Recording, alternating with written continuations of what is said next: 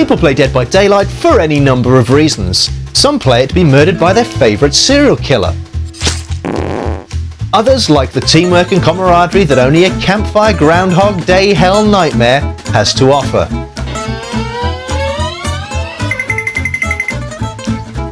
As for me, well, I do it for that super sweet feedback at the end of each game. Not that super sweet feedback. This. Yeah, that's the stuff. If, like me, you love nothing more than those two life-affirming keystrokes in Dead by Daylight, then this is the video for you.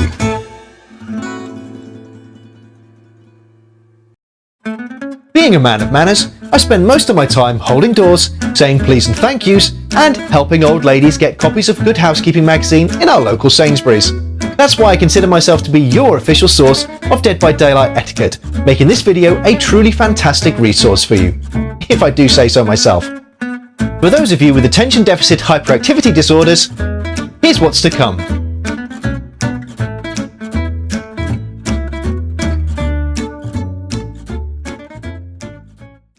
Though you might find it difficult to tell spending all that time in those lockers, it turns out you're not the only survivor on the map. And knowing the number of pallets on the map isn't infinite, it'd probably be a generous idea to leave the few for your teammates to use. You know what I mean, the frustrating feeling when you see someone in a chase and they're running from pallet to pallet like Snoop Doggy Dogg, dropping them like it's hot. And for the record, in this situation, that's not a good thing. Yeah. Oh yeah. Here's a pro tip. It's not cheating to move your mouse around as a survivor. Feel free to wiggle it every now and then, even if you're just pretending to see where the killer is. You wouldn't walk into the road without looking now, would you?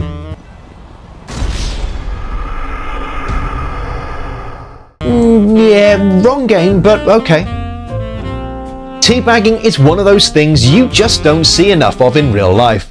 For something that so effectively induces fits of rage in the virtual world, nothing gets totally lost in translation quite like it. But in Dead by Daylight, when you're faced with the options of pointing, waving, or pretending you're doing a gas-powered poo-poo, which one are you most likely to choose to antagonize your opponent? The clue, however, is in the wording. Any good GG hunter will know that antagonizing your opponent not only makes them more likely to tunnel you, it also undermines any of that fantastic work you've been doing to not look like a complete and utter wanker. So, consider this the next time you find yourself throwing a pallet, then kicking off a good old-fashioned Russian jig to taunt your adversary. It may be time to retire that jittery teabagging finger and replace it with a friendlier, more alluring, come hither gesture.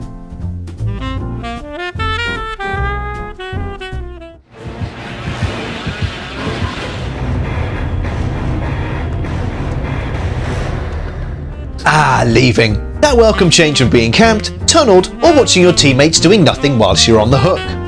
Come on, what are you doing? Just work on a gen, come on!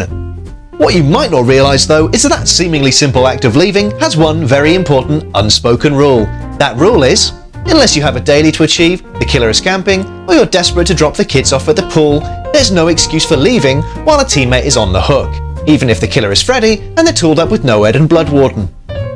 While there may be blood points at stake, if you're not only looking to secure that good game goodness, but also seal your username in the minds of your rescuees forever, you're going to have to put those slippery stools on pause and get your brave little sphincter back in the game. Go get 'em, cowboy!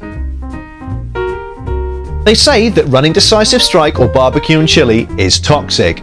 Though I've never found out who they actually are, if I ever find them, I'd be inclined to roundhouse kick them in their vaginas. After all, I enjoy banter as much as the next middle-aged man, but no debate seems half as difficult to follow as which perks and items you should or shouldn't be running in Dead by Daylight. I disconnect if survivors have more than 2 toolboxes. I camp them if they use decisive strike on me. Wah, wah, wah, wah. The lesson here is that Dead by Daylight is a game. No combination of perks, items, add-ons or otherwise is toxic, the people are. And in the immortal words of Goldie Looking Chain, perks don't kill people, killers do. I'm a fucking killer and I might kill you. Oh, excuse me. Congratulations, you've made it through an entire game of Dead by Daylight without wasting pallets, teabagging, leaving a teammate behind, or complaining about the perks people are using.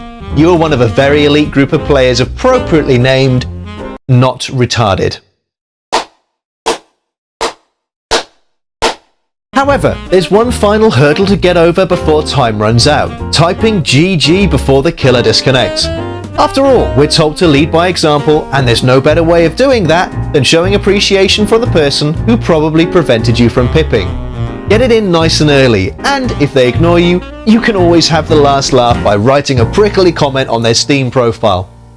Don't do that, I'm joking. Thank you for watching. I hope you've enjoyed learning about getting a GG in Dead by Daylight. If I missed anything, be sure to let me know in the comments below, and if I've missed enough, then maybe we can make a follow-up video. Before you go and put your newfound skills into action, if you'd like to support me and the channel, you can become a patron and watch our videos before anyone else does. Or you can stop into Twitch and watch me when I'm live streaming. If you'd like to see more content like this, then the best way to vote for that is to like and subscribe as you're watching it.